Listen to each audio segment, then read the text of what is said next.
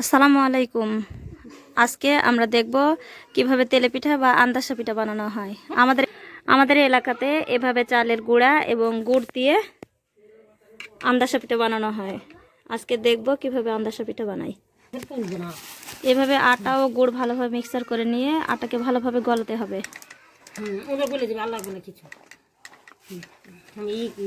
তেল ঢালতে হবে,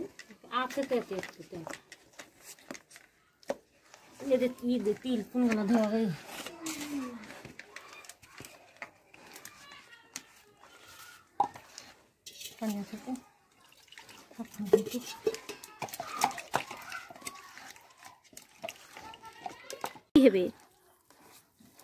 তিল তিল বাবা দিয়ে দিব, পানি লাগবে স্যার, লাগবে না, কিছু লাগবে।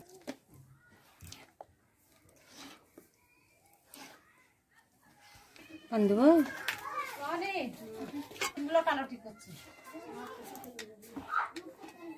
ডাবু দিয়ে ভালো করে আটাটা নাড়িয়ে নাড়িয়ে আটা মিক্সার করে নেব।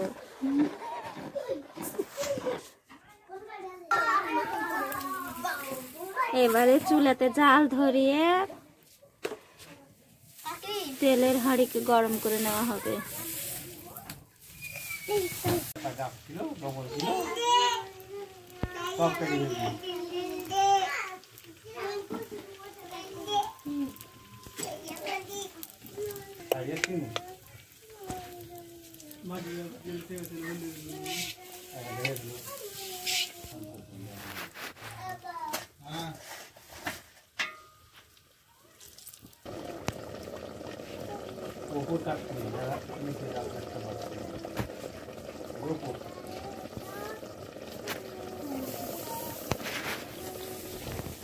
ডোল ভরা আছে, পানি যেন না হয়, যত কহুক যে রোদ খরা এমনিতে পানি চাইছে, মানুষ দিনে ঠান্ডা হয়ে লেগে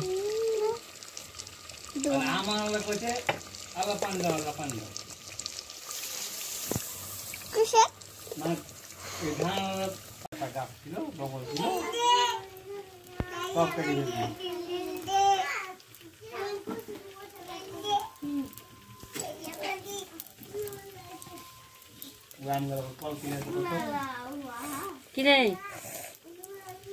হ্যাঁ তুই খালি